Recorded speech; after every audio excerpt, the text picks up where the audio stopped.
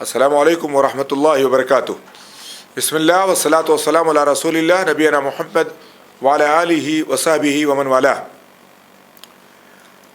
معزز ناظرین کرام، کتاب احکام رمضان ہمارے سامنے ہے اور ہم لوگ سلسلہ وار درس سنتے سنتے آج باب نمبر 42 پر چیپٹر نمبر 42 تک پہنچ گئے ہیں. سنیں گے اس درس میں مسئلہ ہمارے سامنے ہے روزہ اور غسل جنابت. آدمی اگر روزے سے ہے یا روزہ رکھنا چاہتا ہے، رات میں اس نے ہم بستری کی یا اس کو احتلام ہو گیا، تو یہ غسل جنابت کب کرے گا؟ اس سے پاکی کب حاصل کرے گا؟ کیا اس کے لیے ضروری ہے کہ سحری کے ختم ہونے سے پہلے پہلے اپنے آپ کو پاک کر لے، یا یہ اپنے غسل کو وہ مؤخر کر سکتا ہے نماز فجر تک، یا طلوع شمس کے پہلے تک عورتیں جب تک فجر کا وقت باقی رہے اور فجر کو تاکہ فجر کو جو ہے اپنے ٹائم میں ادا کر سکیں؟ صحیح مسئلہ کیا ہے؟ آئیے اسی مسئلے کو ہم جانتے ہیں کہ روزہ اور غسل جنابت کا طریقہ کیا ہے اور کہاں تک اسلام نے ہم کو اجازت دی ہے، اور صحیح طریقہ اسلامی طریقہ اس سلسلے میں کیا ہے. جمع یا احتلام کے بعد کی حالت کو جنابت کہتے ہیں. ہم نے ہیڈنگ کیا پڑھی؟ حالت روزہ اور غسل جنابت. جنابت ہے کیا؟ جنوبی ہو جانا. کیا ہے جنوبی ہو جانا؟ خروج منی ہو جانا، مرد کا اور عورت کا دونوں، یا ایک کے مباشرت کے بعد ان کا ناپاک ہو جانا جنوبی ہونا کہلاتا ہے. یہ احتلام ہونے سے بھی ہوتا ہے اور مرد و عورت کے باہمی ملاپ سے بھی ہوتا ہے. ایسی حالت کو کیا کہتے ہیں؟ حالت جنابت. اور جو شخص جنابت کی حالت میں ہو اسے جنوبی کہتے ہیں. جو شخص جنابت کی حالت میں ہو اسے کیا کہا جائے گا؟ جنوبی. جنابت کی حالت سے پاکیزگی حاصل کرنے کے لیے غسل کرنا ضروری ہے. جنابت کی حالت میں سے پاکیزگی حاصل کرنے کے لیے غسل کرنا ضروری ہے. صرف شرمگاہ دھل لینا یا کمر سے نیچے دھل لینا کافی نہیں ہے. اگر آدمی کو خروج منی ہو گیا ہے یا مرد و عورت کی شرمگاہیں آپس میں مل گئی ہیں، تو ایسی صورت میں چاہے منی کا خروج ہوا ہو چاہے نہ ہوا ہو، بہر صورت احتلام کے بعد بھی اور شہوت پوری ہونے کے بعد بھی، اور شہوت چاہے پوری نہ بھی ہوئی ہو، مرد کی شرمگاہ عورت کے شرمگاہ میں صرف داخل بھی ہو چکی ہو، گرچہ شہوت پوری نہ ہوئی ہو، دونوں الگ ہو چکے ہوں، تب بھی غسل کرنا دونوں کے لیے لازم ہے، واجب ہے. بغیر غسل کیے ہوئے دونوں پاک نہیں ہوں گے، مکمل غسل کریں گے. حالت جنابت میں روزہ شروع کرنے کا جواز. گویا اگر کوئی آدمی ابھی غسل نہیں کیا ہے، سحری کے آخری ٹائم میں اٹھا تو پہلے سحری کو مقدم کرے گا، سحری پہلے کھائے گا، پھر جو ہے فجر کی نماز سے پہلے، فجر کا وقت ختم ہونے سے پہلے غسل کرے گا اور نماز کو اس کے وقت پر ادا کرے گا. اور اگر وہ مرد ہے تو کوشش کرے گا کہ اس کی نماز با جماعت ترک نہ ہونے پائے، چھوٹنے نہ پائے. اس کے لیے وہ سحری کھاتے ہی، سحری کھانے کے فوراً بعد، نماز فجر کے فوراً کی جماعت کے کھڑے ہونے سے فوراً پہلے پیشتر وہ غسل کر لے اور با جماعت نماز میں جا کر کے حاضر ہو. دیکھیں گے حالت جنابت میں روزہ شروع کرنے کا جواز. روزہ دار کے لیے بہتر یہی ہے کہ فجر کا وقت شروع ہونے سے پہلے ہی غسل جنابت کر لے. یہ بہتر ہے. ہم کیا کہہ رہے ہیں؟ بہتر وقت یہی ہے کہ آپ فجر کے وقت سے پہلے پہلے پاک و صاف ہو جائیں. جب فجر کا وقت شروع ہو، آپ کے سحری کا اینڈ رہے، تو آپ پاک و صاف رہیں، آپ کے اوپر کوئی غسل واجب نہ رہے. یہ ہونا چاہیے، یہ افضل و بہتر ہے. لیکن اگر سحری کے لیے وقت تنگ ہو، آپ نیند سے بیدار ہوئے، ناپاک ہیں، یا آپ نے دیکھا کہ آپ کو احتلام ہوا ہے، سحری میں تھوڑا ٹائم باقی ہے، تو سحری کر کے طلوع سحر کے بعد، صبح صادق طلوع ہونے کے بعد، جب سحری کا وقت ختم ہو جاتا ہے اور فجر کا وقت شروع ہو جاتا ہے کے بعد بھی غسل کر سکتا ہے. گویا یہ پیریڈ جو سحری ختم کرنے کے بعد تھوڑا دیر گزرا ہے حالت جنابت میں، وہ ناپاکی کی حالت میں تھا، اس سے روزے پر کوئی فرق نہیں پڑے گا. ایسا کر سکتا ہے. ایسا کرنے میں نہ کوئی گناہ ہے نہ ہی کوئی کراہت ہے. بلکہ اس باب میں خود نبی اکرم صلی اللہ علیہ وسلم کی حدیث سے دلیل بھی موجود ہے، آپ کے طریقے سے دلیل بھی موجود ہے۔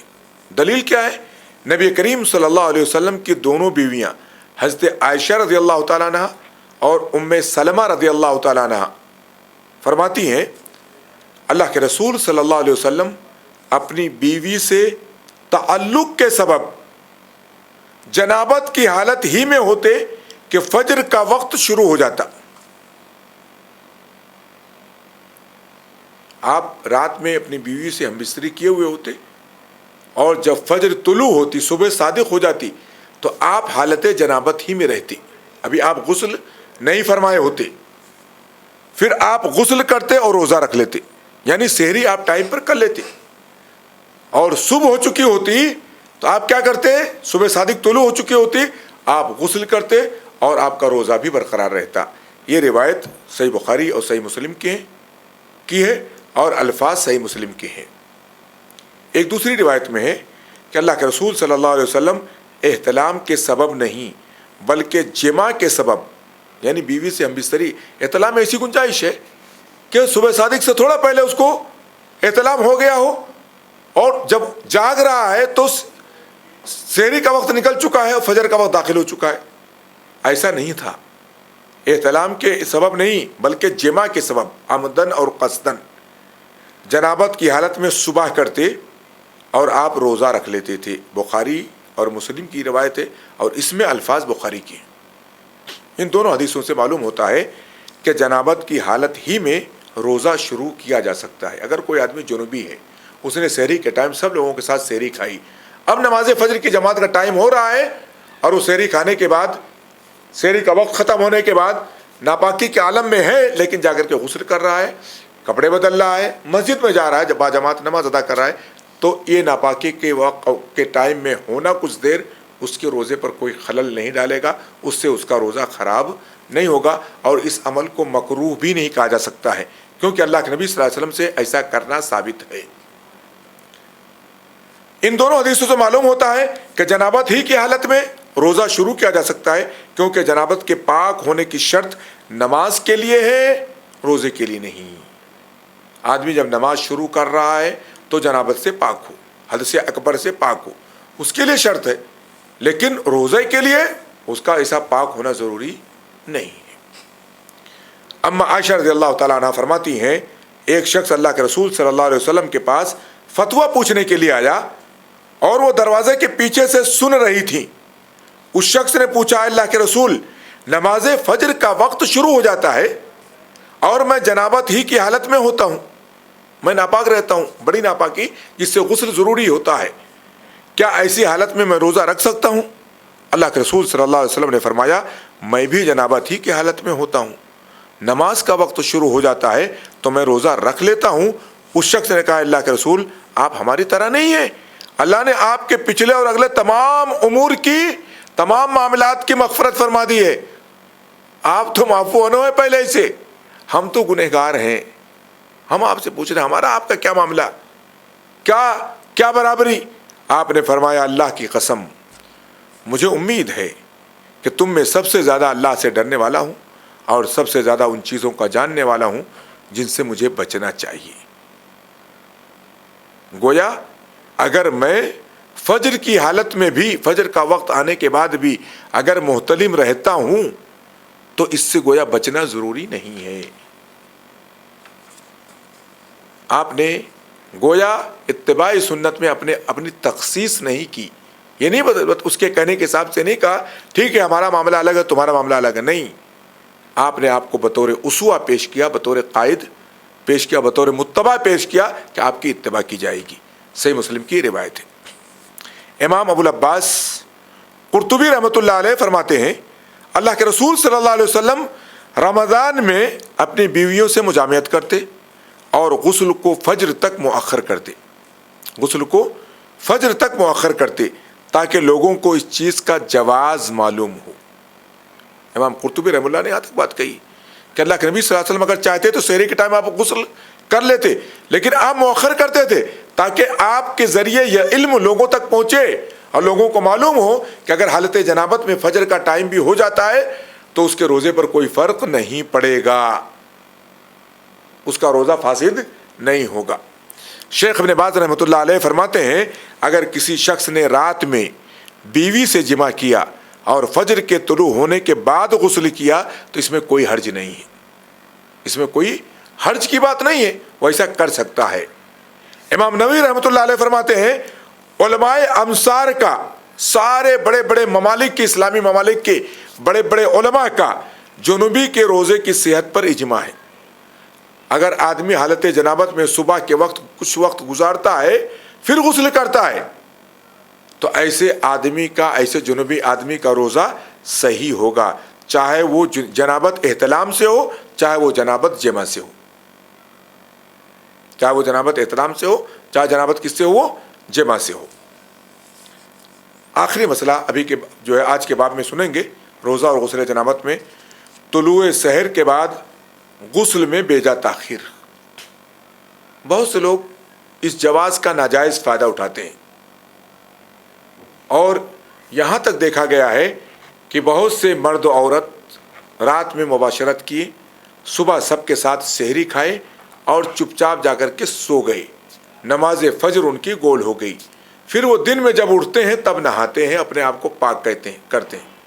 ایسا کرنا ایک بہت بڑے جرم کا ارتکاب کرنا ہے، ایک بہت بڑا جرم ہے۔